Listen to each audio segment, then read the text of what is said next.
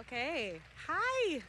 I wasn't going to stand behind the podium, but now that the wind's here and I'm wearing a dress, I'm probably just going to park myself right here. I want to start by saying thank you for having me. I'm so excited to talk to you. But I should give you a little heads up. Not only am I having a dress issue and a wind issue, I'm the type of speaker who I'm totally going to be winging it. And I can see my aunt out in the audience, and she may call out the word squirrel just to get me back on track if I tend to go too far in one direction. But what I'm going to talk to you guys about today is quite literally just how to have a happy soul. I know kind of that says what the title's going to be, but I'm just going to wing it somewhere completely different. And I'm just going to tell you a little bit about Happy Soul Project. And it's funny because everyone thinks Happy Soul Project, it's associated with our Different is Beautiful campaign and Down syndrome and PIP and all those things you saw in the video. And while it is, when you really look at it, it quite literally is just one person's journey, one person's path on having a happy soul. What it really is kind of my pledge to myself, my pledge to my children, that no matter what life throws my way, I'm going to have a happy soul. And Happy Soul Project started in a really, really dark and vulnerable place. It started a few weeks after my little girl was born, and we took her home from the hospital, and we weren't sure about her Down syndrome diagnosis. And we were told that it was positive, and I kind of put myself in this fog, and I kind of put myself in this bubble, and a couple weeks after she was born, I remember putting her down in her crib after rocking her to sleep, and I kind of looked up, and right above was this sign that I had made. And the sign said, "Life is more beautiful because you are here." And I remember placing her in the crib and just falling to my knees in such sadness. I mean, it was the first time I actually realized what it was to weep. My entire body, my entire being was just so sad and so shattered.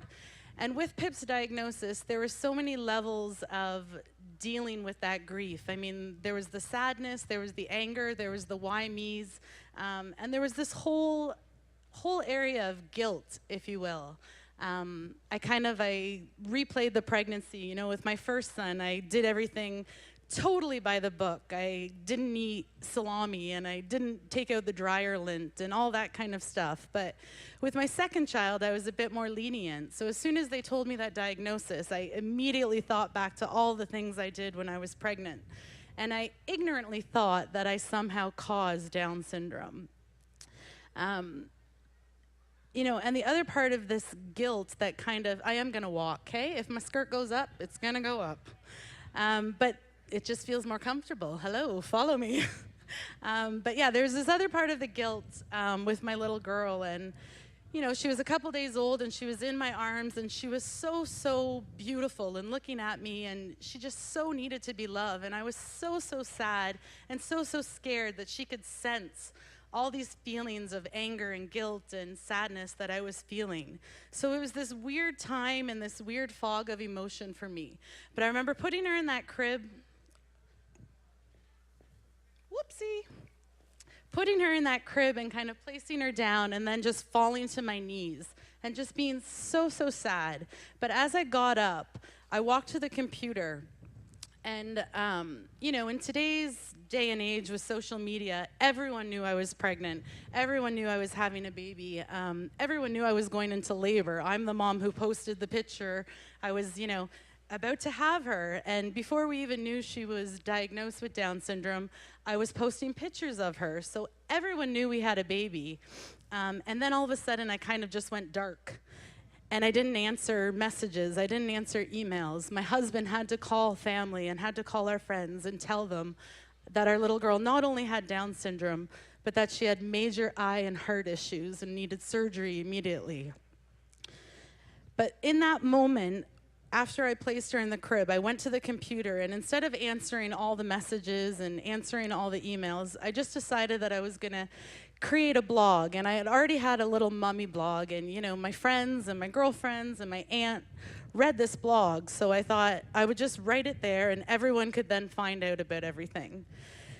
And it's the only time in my life that I actually sat down and I don't remember one moment of it. I remember crying. I don't know if I was there for 4 minutes or if I was there for 4 hours. But I left everything I was thinking and I, just let the words flow. And this really vulnerable and honest point of view from a mom kind of flew through it. And it's not the first time that words kind of have helped healed me. It's not the first time that words have kind of been my safety. My parents tell me that my entire life, no matter what, even as a little girl, I always, always, always would tell people that I wanted to be a writer or a ballerina. And even to this day, if you told me, what do you want to do with your life? I would tell you that to see my name on a book in a bookstore would just fulfill everything in me possible. And it's funny because our Different is Beautiful calendars that you saw in the video and our apparel line, all of that is sold in bookstores and shops. And, I walk into Chapters and I see our calendar there and I couldn't be prouder. But the thought of having my book there with my name as the author, it just does it for me. But that all being said, my parents say I took my writing quite serious. And from an early age, I don't know if you can see that, but this is from grade 6, I believe. And I'm literally grading the boys in my class based on personality, appearance, everything. So I took my writing quite serious, as you can see. And thankfully, it moved on to journals and academically. I excelled at that kind of thing. In high school, I decided that another piece of me was kind of being pulled in a different directions. Like I said, words have always words in a way have always been my thing where I kind of feel the most myself when I'm in tune with writing. But in high school, I kind of got pulled in this other direction. I got pulled in this direction of wanting to help people and really wanted to explore that side of things as far as knowing where to go career-wise. So when I was in high school, I volunteered at a community center, and I worked with kids that were just kind of from the rougher part of town, and we gave out breakfast every Sunday. And it was the first time in my life that I actually got to realize, how much of an impact one person could have on another person. In high school, I also got this wild idea that when I was 16, I wanted to move to Toronto and work in a homeless shelter. And I'm originally from Windsor, and that's about 4 hours away from Toronto. And I approached my parents and told them that this is what I wanted to do. And obviously, they were like, But thankfully, my parents knew that I was the type of person that needed to do something like that. I needed to follow the path and the voice that I had inside of me.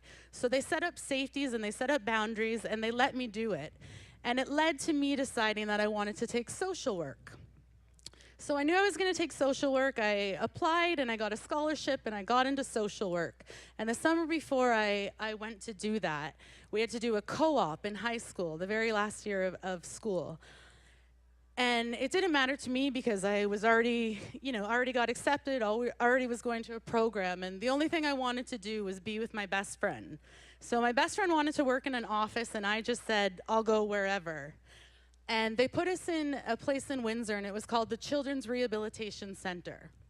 My best friend worked in the library, and I worked in the classroom. And it was the very first time that I got to see just how magical kids with extraordinary needs could be. It was the very first time I got to see the relationship between parents and children.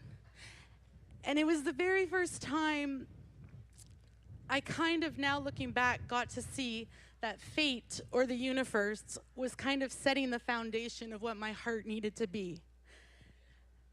I went on to do other things, and I started doing social work, and maybe in about year 1 or 2, I remember the exact class, and it was about policy and legislation, and I remember sitting there thinking, can you swear? Holy shit. You can? Okay, holy shit. Holy shit, this is not for me.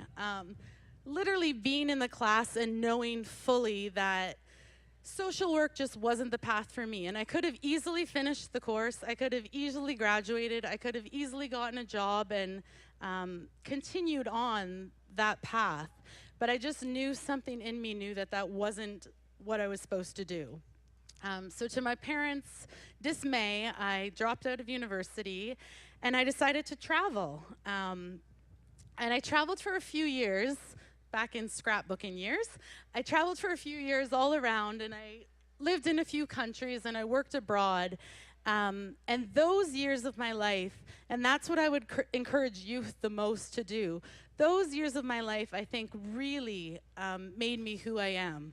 They made me fearless, and they made me independent, and they made me confident. They made me the type of person who kind of can think outside the box.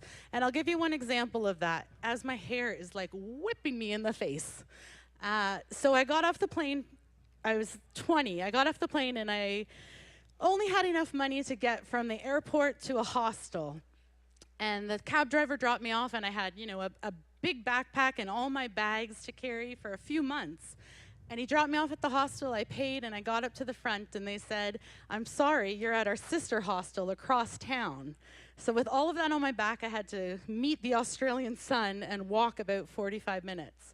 When I got there, it was in the roughest part of Sydney. It was an area called King's Cross, and for the most part, it was surrounded by strip clubs and bars, and everyone in the hostel either worked at a strip club or in a bar. My roommate actually was a stripper. And what I discovered was there was a bunch of girls there who needed their hair done. So thinking outside of the box, all of a sudden I became Tara, the hairdresser from Canada. And I literally bought scissors from a drugstore and then traveled the entire east coast of Australia, jumping hostel to hostel to hostel, cutting people's hair like Rachel. Just did that the entire time. So whether you had long or short hair, you had Rachel from Friends. That's all you got. But it taught me to just kind of think outside the box and be fearless. And it's pieces of that make me who I am today. And I couldn't encourage youth more to do that kind of thing. While I was traveling, I really was writing the most that I had ever written. And I was really leaning more into that direction of life. So I decided to move back to Canada, and I went to school for journalism. And graduated from journalism and worked for numerous newspapers and discovered that I'm an absolutely horrible, horrible writer. To the point where I'm like actually a disgrace to the profession. I would make up names, I would put boyfriends' names in as quoting things, just not good. The other piece of what I really wanted to do was I really just wanted to Barbara Walters people. So I had an interview with a nun. I worked in Ireland for a national Catholic newspaper, and there was this really important interview with a nun, and I wanted to do it. And I got there and really took this poor lady to town. I mean, I had her crying, I had her questioning her faith, talking about past boyfriends, nothing I could put in the article, but I felt really good. I felt I had gotten there and really Walters the crap out of her. It's to the point, actually, where my husband and I will be at a party or a dinner party, and he'll see that I'm like really engaged with someone, and he'll either yell across the room or come and whisper in my ear, like, "Enough, Walters, enough." But yeah, I took the time and really tried to figure out what path I wanted to go on. From journalism and discovering that I was a horrible writer, I decided that human resources was more my style.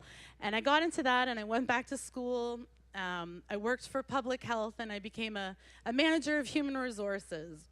And I think that was the time in my life where I really got to realize and figure out and pinpoint how to be somebody else's voice, how to kind of mediate between two sides.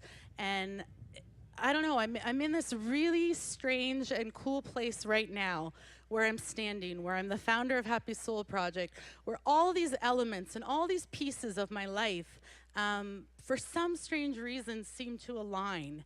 And I think, back to the panel talk where I didn't want to say anything, what I want people to know and what I want young people to know is to give yourself grace to explore. Give yourself time to figure out who you are. Give yourself grace to go down one path, and if that doesn't work, go down another. And I think, so much in life, people pigeonhole you or put you in this box. And if people just start giving themselves grace to figure out who they are, you'll get to that path much sooner. And the other piece of that for me, in discovering who I am and where I'm meant to be right now, is these really big full circle moments that I've been having.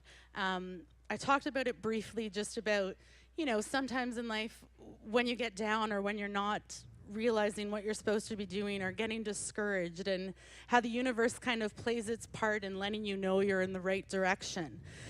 And for me, I've been having these really, really, really big full circle moments where all of a sudden I feel like I'm in this really sweet spot of purpose.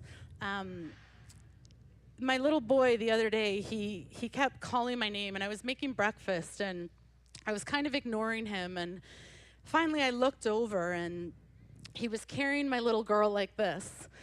And I looked over and it was like lightning struck me and I could barely breathe, because it so deja vu'd me into this moment, and it so flashed forward this full circle purpose in my life.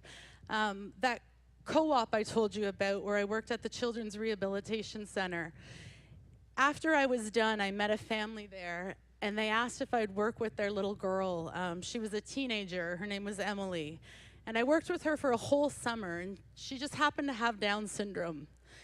And I used to take her for dinner or to the movies, and I'd constantly take her to my family's house, to play board games or do something. And she had the hugest crush on my little brother.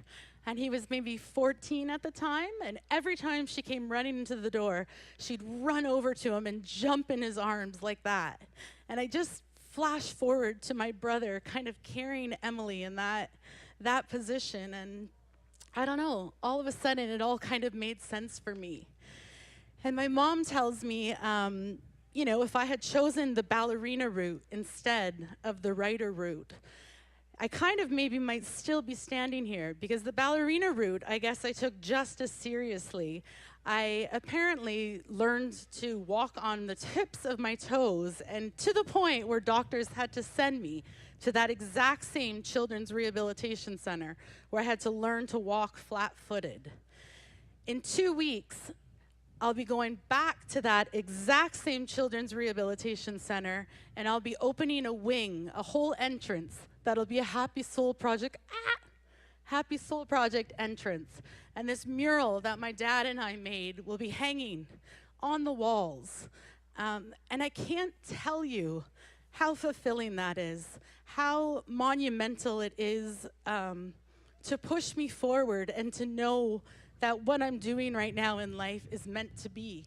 So I guess, I just would encourage you, they might not be as outrageously full circle as this, but just to kind of find your full circle moments, whatever they may be.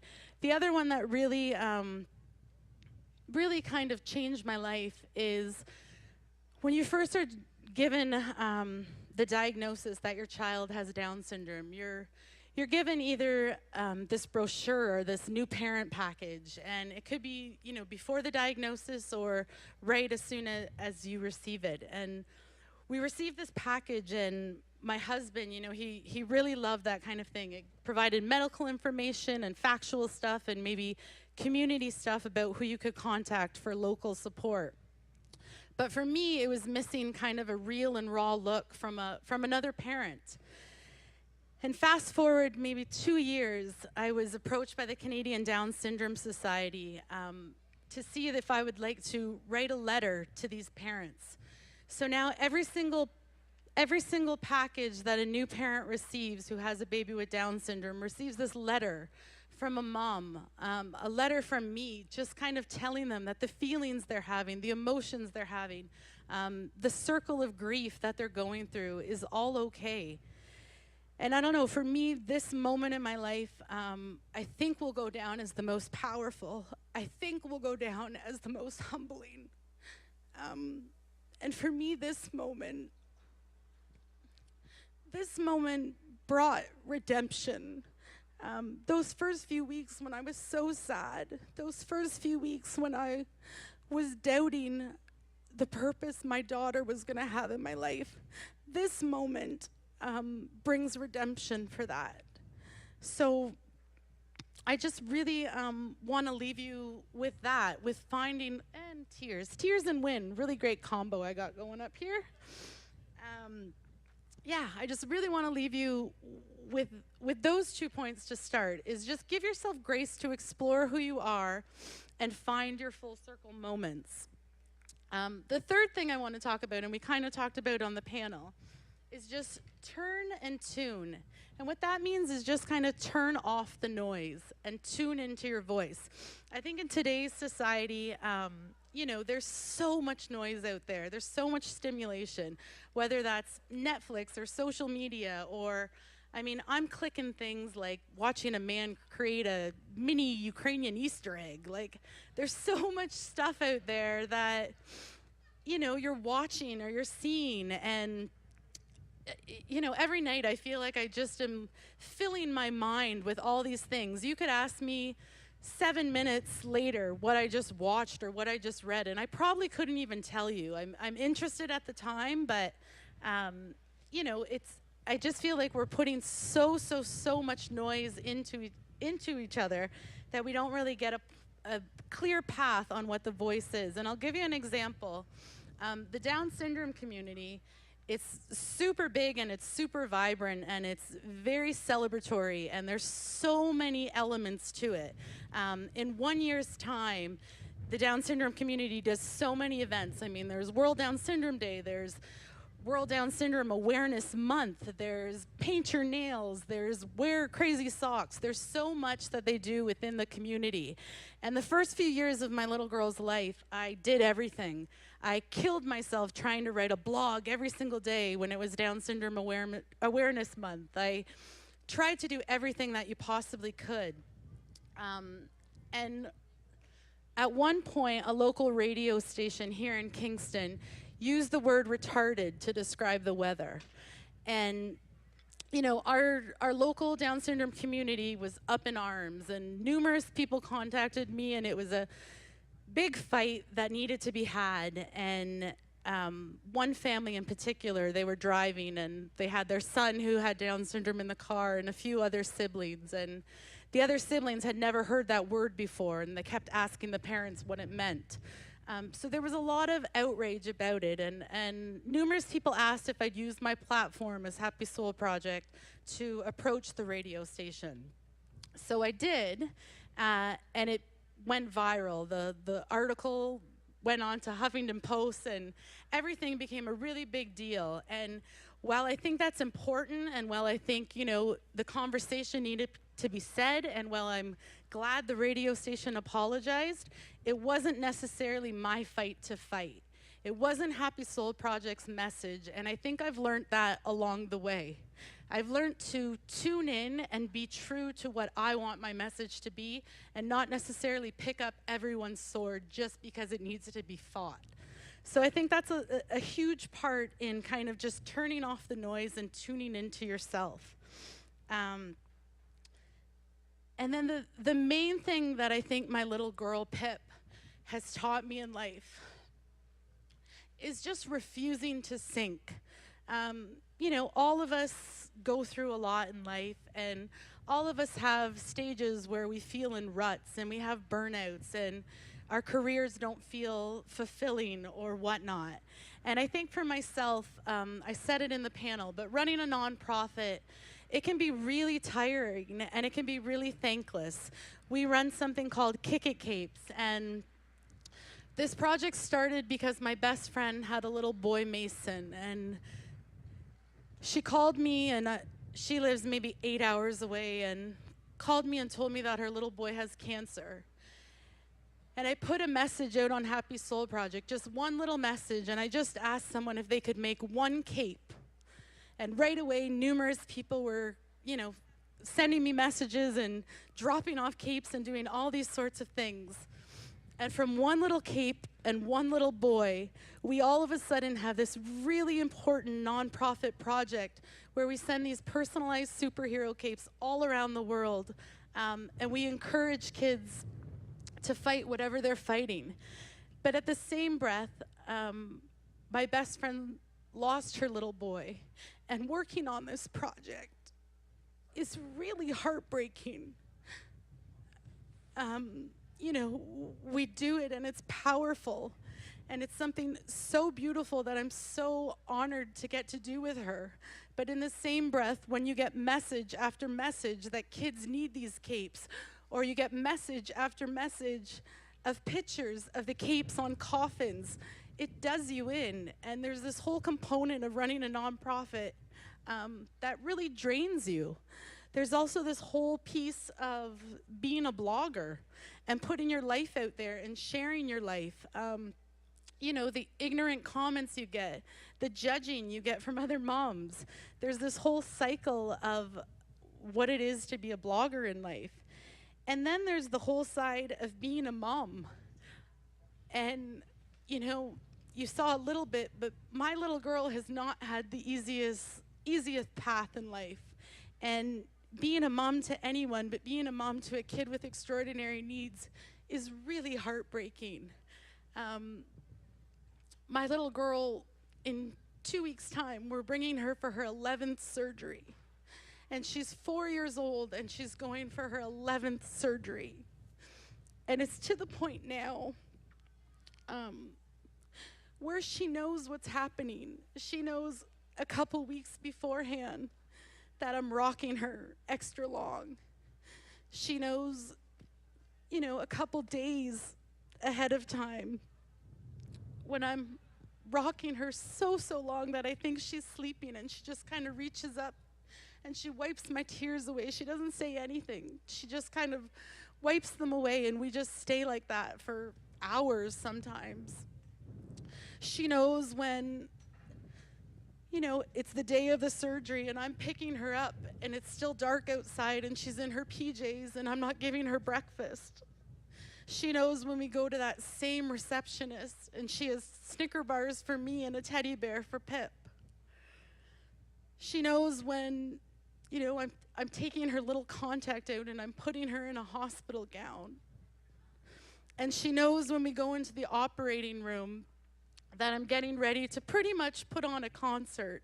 My little girl loves music more than anyone I've ever met in my life. And, as a parent, you're allowed to go into the operating room and sing your child to sleep. And when she was little, I just could softly sing Twinkle, Twinkle, Little Star or Row, Row Your Boat. But as she gets older, she's wanting a full-on, I had to go in the fall and mean Adele, full on sang out hello, and I looked up and nurses are crying and doctors are giving it with me, and in 2 weeks I don't know what that song's gonna be.